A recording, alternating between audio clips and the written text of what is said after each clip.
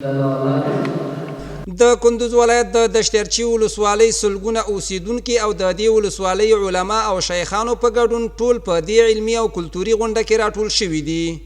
د دې غونډې پر مهال علما وایي چې د اسلامي امارت د نظام ملاتړ د هر مسلمان یو شرعي او دینی وجیبه ده او خلک باید د اسلامي امارت د پلانونو د عملي کولو لپاره له خپل نظام سره همکاري وکړي. چې دا ملت باید د خپل حکومت سره همیشه همکار همغږی د ملت او د حکومت تر مابین باید د همیشه لپاره هیڅ نوعه فاصله او واټن باید منځته رانشي. دا چې فی الحال الحمدلله یو اسلامي نظام دی، دا دغه افغانانو د دغه ملت د هغه قربانیو چې په زرګونو شهیدان یې د دغه هدف دپاره د دغه اسلامي نظام دپاره ورکړي.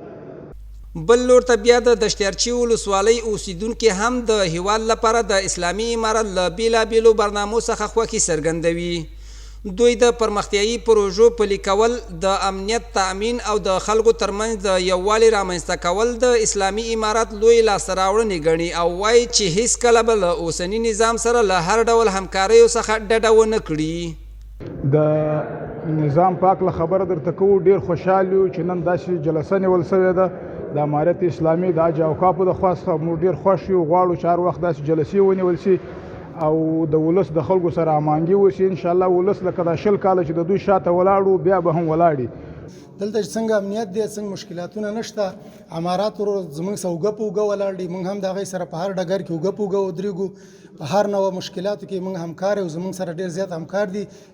د کندوز په دشترچی ولسوالۍ کې د علمي او کلتوري غونډه په داسې حال کې ترسره شوه چې له دې وړاندې هم د دغه ولایت په نورو ولسوالیو کې ورته علمي غونډې جوړې شوې وې او خلکو د اسلامي امارت له برنامو څخه رضایت ښودلی و او ترې په کلکه یې ملاتړ کړی و.